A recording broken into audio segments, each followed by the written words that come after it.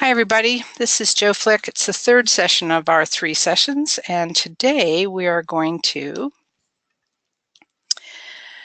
look at 3 ways to identify central tendency in our data, talk about how we recruit respondents so we get the answers that we really need and want, have a short discussion about the ethics of conducting human subjects research, and even though we don't often think of our little questionnaires as human subjects research in the way that maybe a medical research team thinks of it, it's still important to consider. So we'll have a little discussion about that.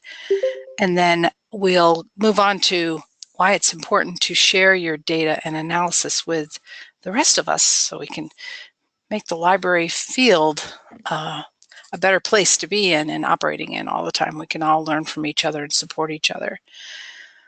So just to recap, questions have to be valid and reliable on our questionnaires. So as a review, remember that valid questions are on topic and reliable questions yield consistent data because they're written so that they can't be interpreted differently or confuse our respondents. So you've had some homework over the last couple sessions to write questions that, and like last week, I asked you to write questions that were neither valid nor reliable. In other words, to write a really bad question. And many of you gave that a try, which I really appreciate because I think it's a great way to have learned this concept. So let's see. Should you be seeing the PowerPoint? Yes, you should. Let's make sure. How about that? Do you see it now? Yes. Oh, good. I apologize for that. Seems to be one little, it seems like if you always have one technical problem, you always end up with like 12. So stick with me and thanks for letting me know. So let's talk about validity and reliability, just recapping. We'll move right on to this little question and we'll take a look at it. And I want you to kind of lean into the screen here and keeping in mind that if our research question is, what training does our staff need to be sensitive to all cultures in our library? So maybe we could have a question. This is a bad question for our library users like this. So I want you to tell me what you think is wrong with this question. So the question is, was the library staff sensitive to you and your family's cultural needs while you visited the library? And did you find materials related to your culture on your visit, yes or no? So what's the problem with this? If you answered no, please explain. Too many questions. Thank you, Jeannie. Yes, 2 different questions. Yes, I mean, a person could answer yes to one part of that question and no to the other, and then not know how to answer the question at all. So we always want to be sure to separate out our questions so that we're not kind of doing a double whammy question or a convoluted question that it's not really possible for anyone to answer. Good job. Let's go to the next slide. So now, same research question, about cultural sensitivity in the library, but here's a couple of questions that we might come up with for our library staff. And basically the first one is, how do you rate your personal level of sensitivity to different cultures or how you serve different cultures through collections and programming at the library? Not well, pretty well, very well, excellent. How do you rate your personal level of sensitivity to different cultures or how you serve? What are the problems with that first question?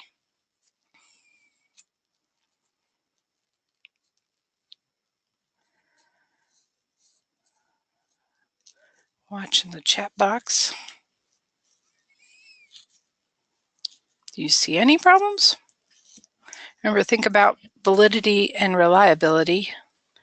Validity is this what we want to know? Is this addressing what we want to know? Yeah, it needs 2 answers again, right? Thanks, Debbie. And then we've also got from Sarah, assuming that they have identified relevant cultures in their communities. A lot of assumptions in there. Yes, we're basically asking them 2 things, to rate themselves on 2 things at once. How do you rate your personal level of sensitivity to different cultures, or how do you serve different cultures? So we don't know which part of that question they're actually going to answer when they rate themselves.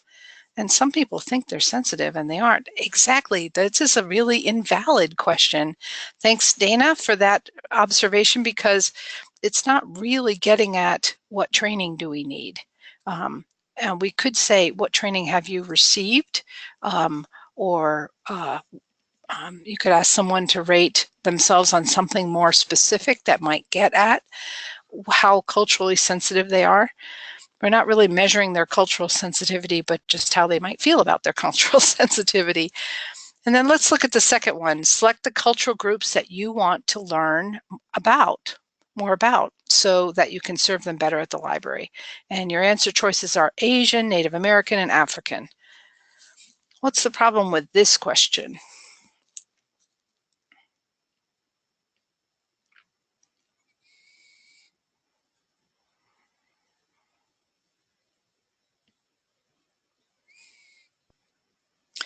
So select the cultural groups.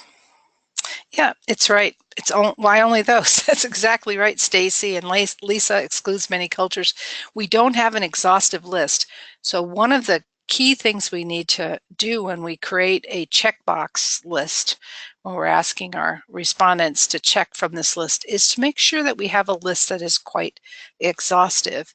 And if we want to focus on a few things, but still make it possible for people to give us a valid and reliable answer, then we have to have an other box where they can fill in other. So they might say maybe Hispanic, or maybe I need to know more about white culture. It's simply important to get that exhaustive list. I want to talk a little bit more.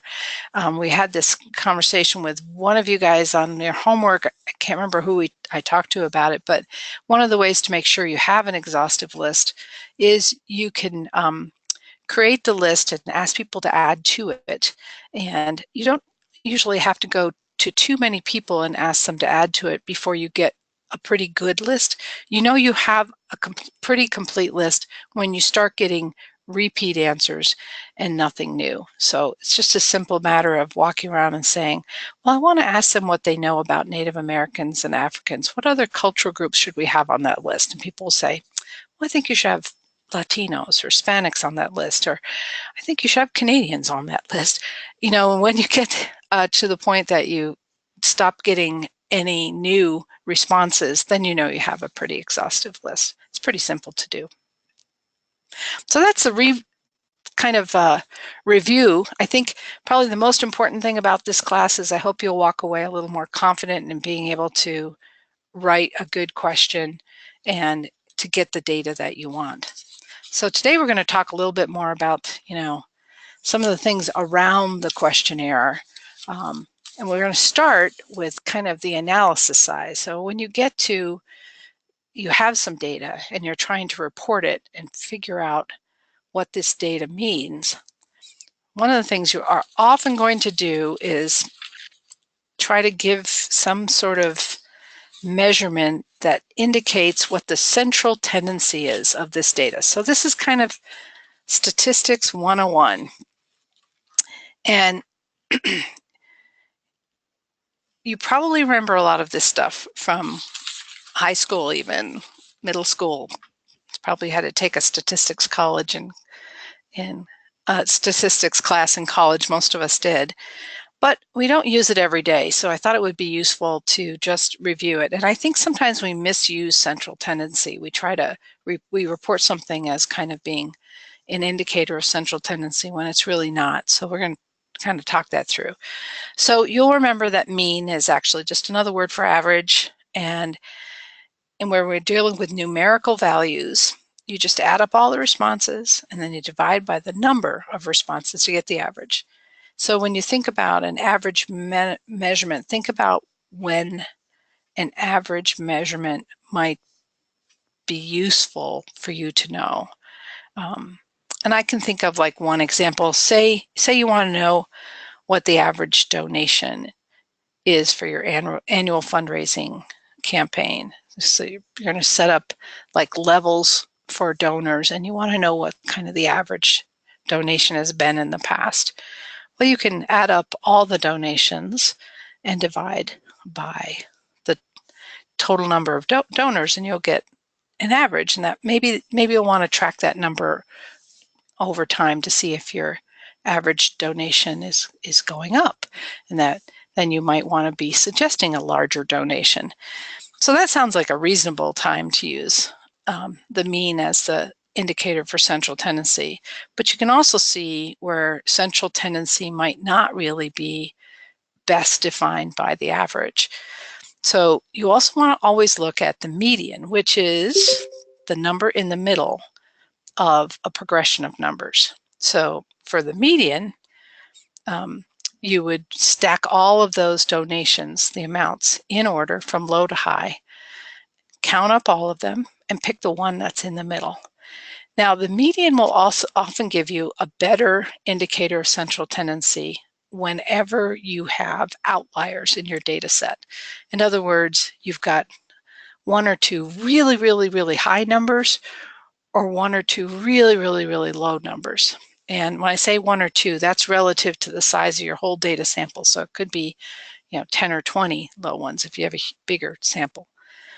So let's just take an example here. Say you want to figure out how many patrons come to an evening event at your library. And you do evening events every month, excluding the summer months. So 9 times a year, you do 9 events a year. But one of the events in the past year was scheduled to happen during a terrible blizzard. Not that we don't have any experience with those here in Montana. A terrible blizzard, and no one came. But all the others ranged from like 7 to 30. Let me show you how this data looks. All right, so we had 7 in September. We had 30 in April. And everything else kind of fell between those two. So the average for this data set, these 9, is 14. But as you can see from this data set, 14 doesn't even look like it feels like sort of the central tendency of this, the number of people. It feels a little low, and that might be because of that December event. Now you could just throw out that number and say, well, it was an anomaly, and throw it out and redo the average. But if you look at the median instead, let me just rearrange all these numbers in order so we can easily find the median. So from December to April, December being the lowest and April being the highest, we can see that May has the median score of 17. And that actually feels a little fairer to us. So what I'm going to suggest you do when you're looking at trying to determine central tendency is always look at the median as well as the mean to start, because those two are often conflicting, and you'll find the median is a better score to use. Any questions about those two before we head on to mode? Or any experiences you've had where you've found it was better to use the median?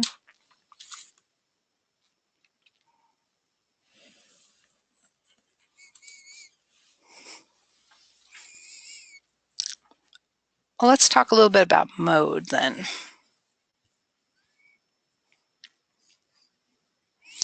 So mode is the most frequent response. So I'm going to use a different example here.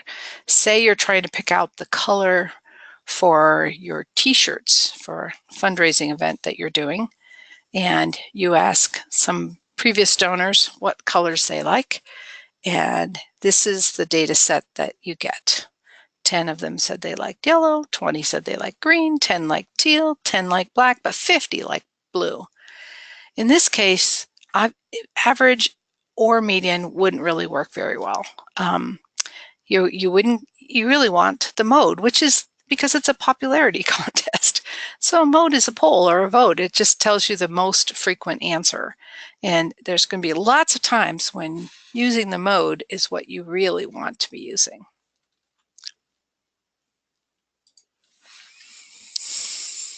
So keep all three of those in mind. Don't just do averages. When you do averages, take a look at the data set that you're working with and consider doing the median as well. And always when you do your reports, explain which measurement of central tendency you're using of these three.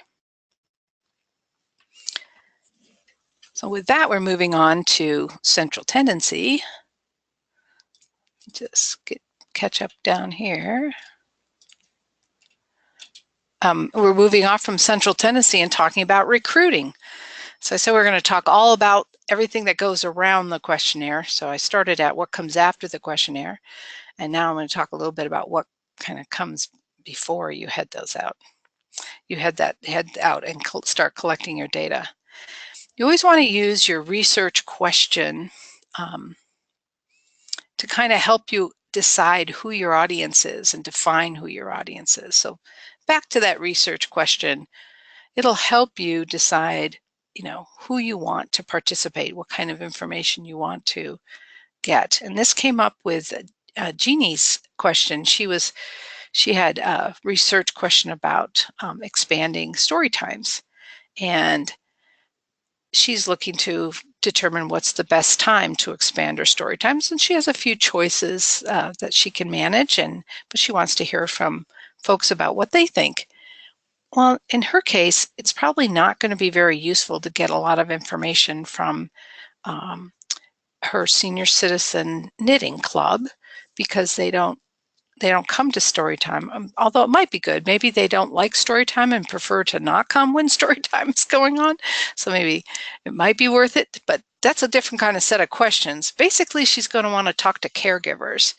So there's probably specific places in her community where she can be sure to reach caregivers, or there's probably a way she can put her survey in the library in a place where it's most likely to be picked up and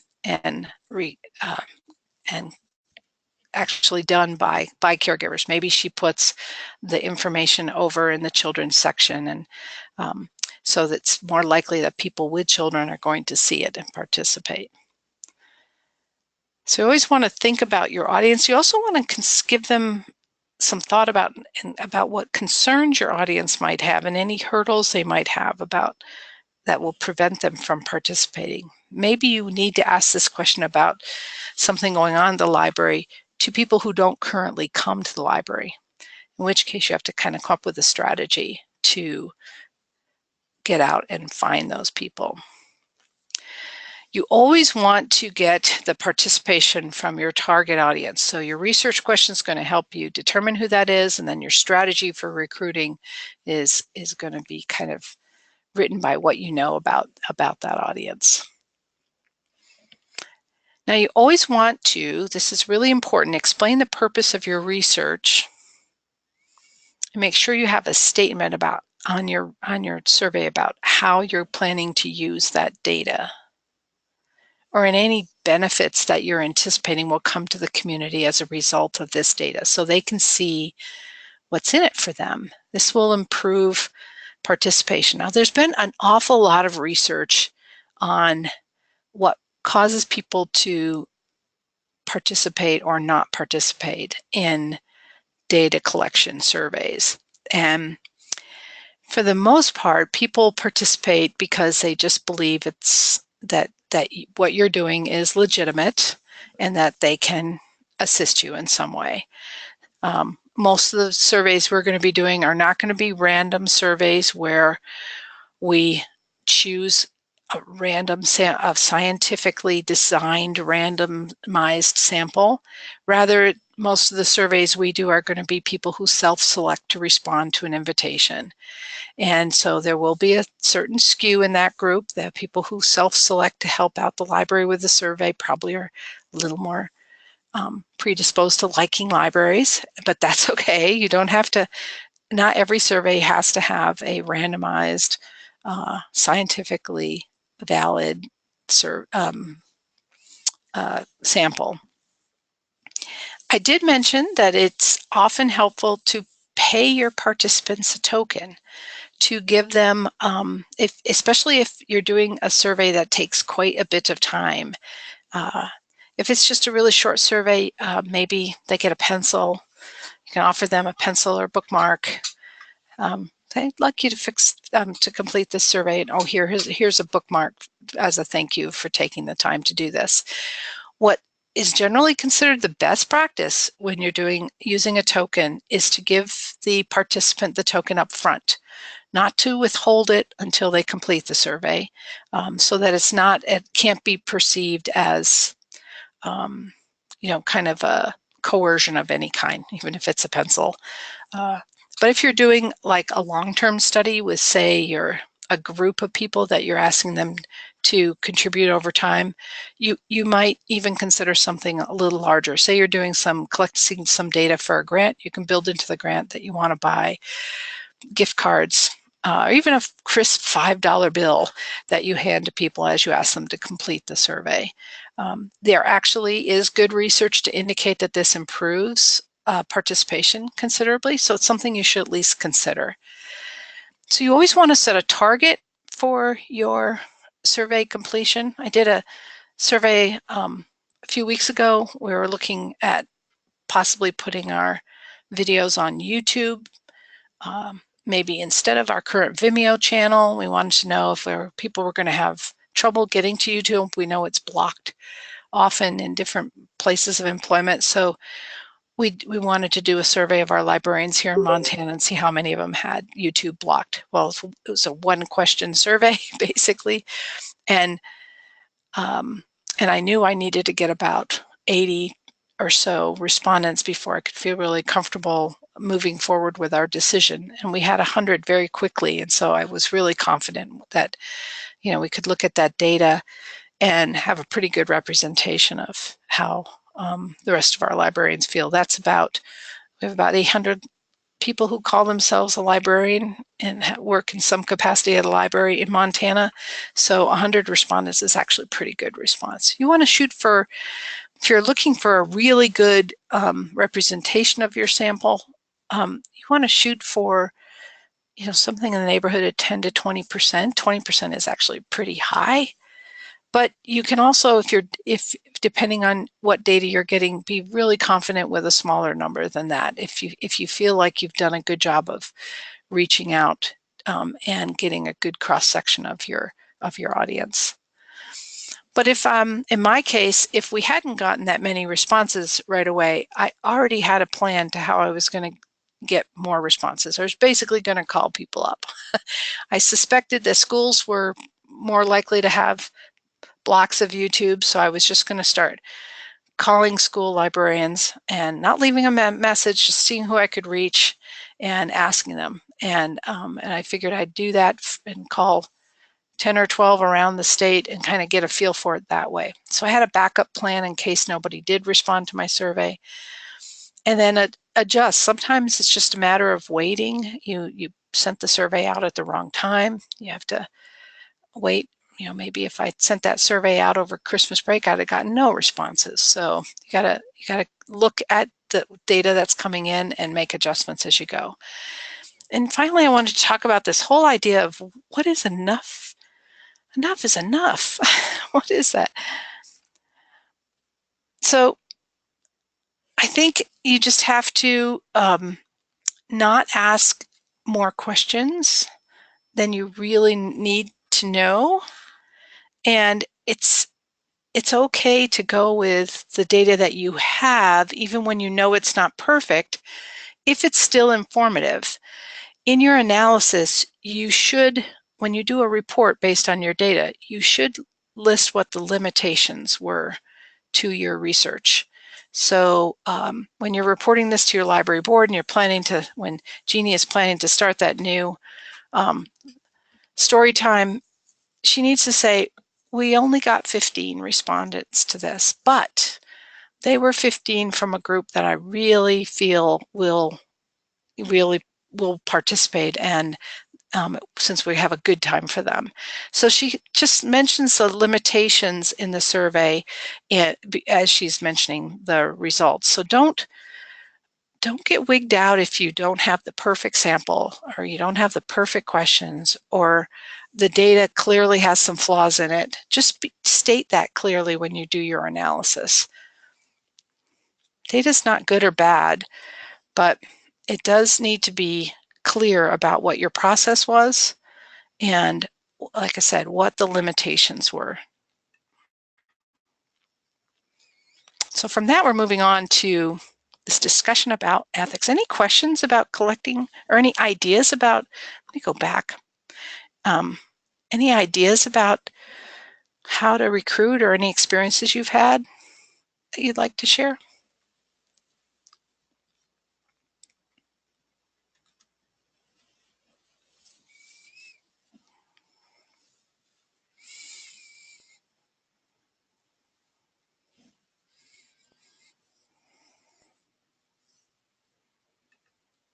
Well, then we'll move on to, how do you get non-users? Oh, thank you. That's a really great question.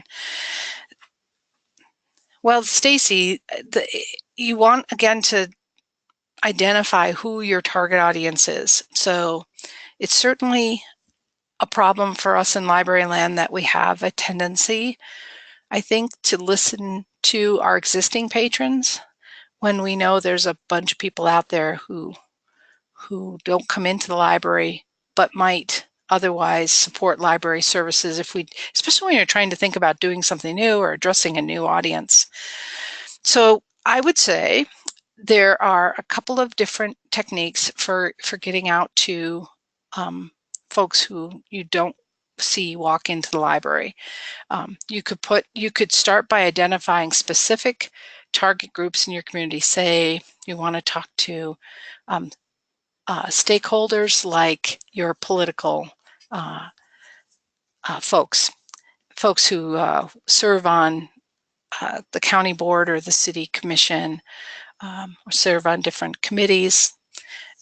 And you could ask them directly, send them, get their email, send it directly to them, say, we'd really like your feedback on this important issue coming up at the library.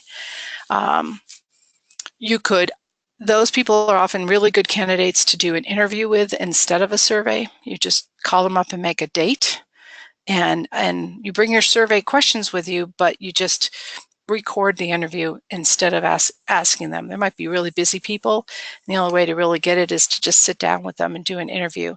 When you're doing interviews, we call that interviews with key informants. Makes it sound like spy stuff, but it's not.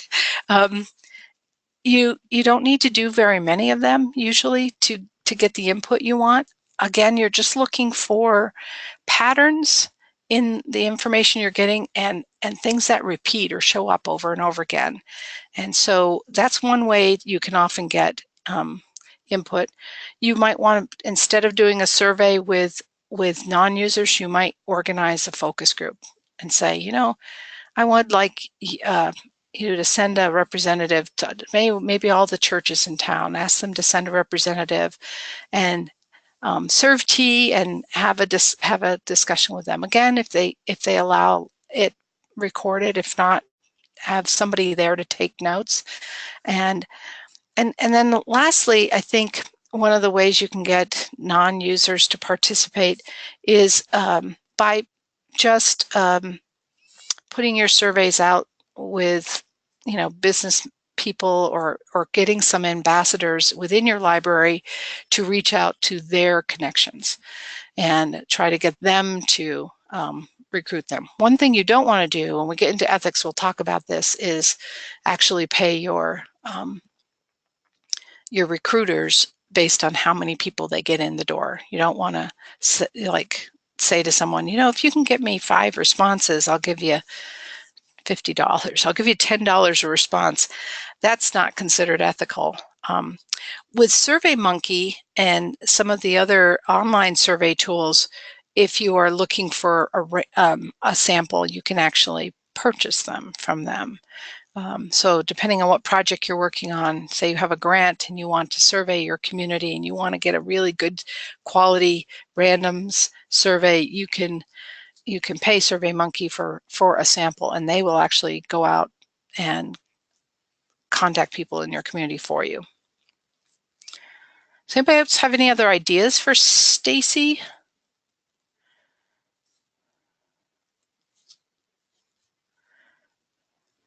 You know, people are going to complete your surveys mostly because they already have an investment. I mean, because they like what you do, they care about the library. One other suggestion, Stacy, is don't do a survey. Instead, whatever question you're at, do a really good thorough literature review and see what other people have already researched on that topic. So she has a follow-up here. Problem is, I think the board wants users and non-users.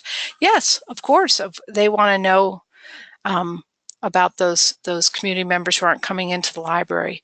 You know, every library organization, which is part of the American Library Association, they have research that pretty well proves that support for libraries in your community is not at all dependent on whether or not they use the library.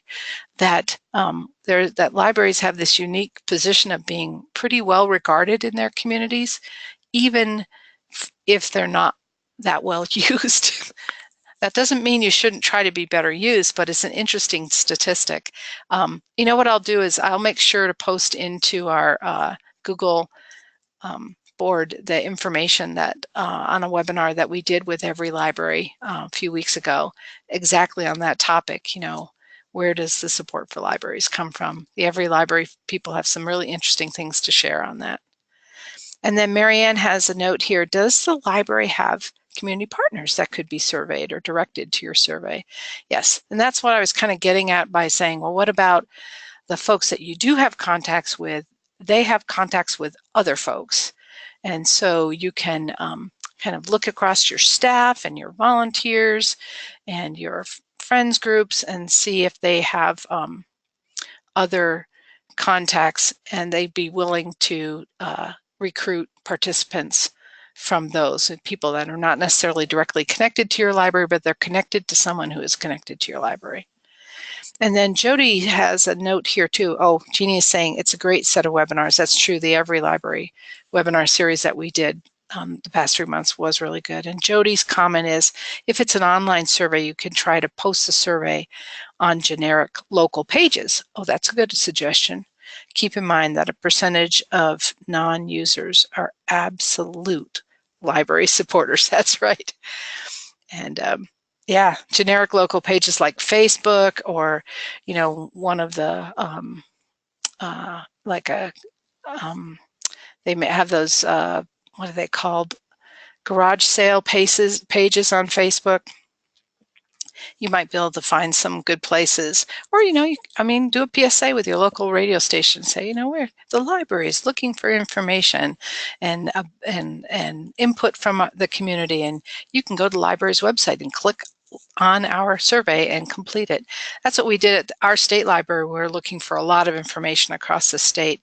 We set up the survey link really prominently on our website, and then we did a little campaign around it to try to get people to participate.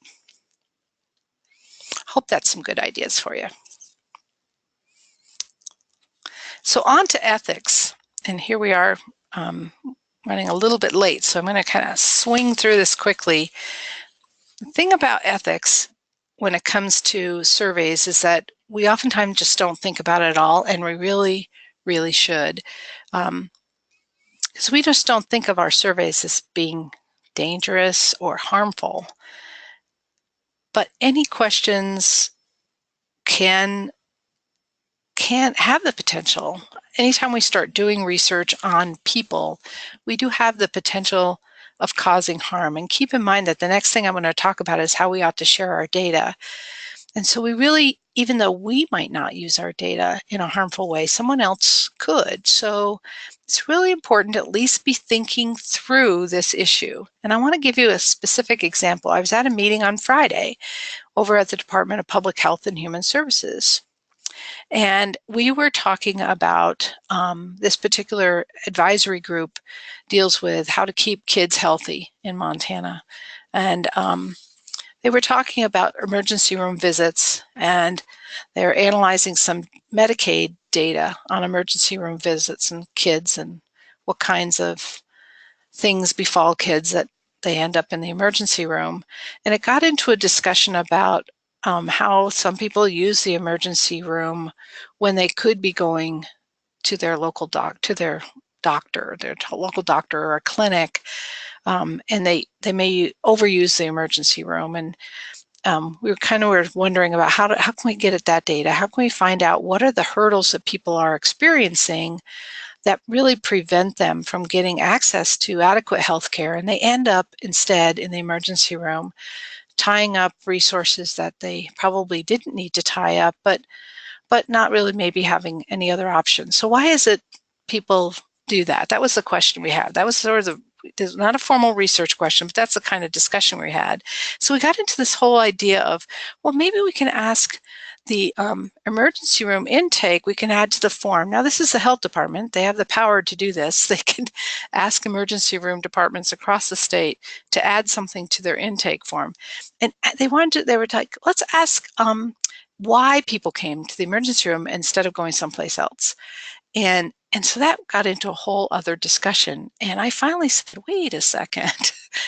If we start asking people, why did you come to the emergency room instead of coming somewhere else? Could they interpret that as being judgmental? Is that going to make them feel bad? Is that going to make them maybe delay the next trip to the emergency room with their kid to the point that it harms their child? And I think we really needed to have that conversation. And then we talked about maybe some other ways we could get at that kind of question without burdening the ER staff with yet one more question that they have to ask caregivers when they come in, and potentially harming, those kiddos down the road. So, it's important to have those questions. I think the really most important question is, first, our survey should never do any harm. And we shouldn't ask questions that we don't need to ask. Like, we shouldn't ask about their gender or their ethnic group that they associate with, or their income level, if we don't need that information, because that information could be harmful. That increases more you ask personally about your respondent, the more you have a chance of giving that harm. So try not to ask those questions unless you really have to, unless it's really important to your research question. So just keep in mind that a really well-meaning inquiry can still result in harm, and we've certainly seen evidence of that in medical research where people have been harmed. And then the final thing I want to say about ethics is to always be real transparent. Let me give you a few tips here. Be transparent about what you're collecting data about so that people know what you're doing, why you're doing it. State your purpose in your survey. So this is why we are doing this. You can use your research question. We are wondering about this.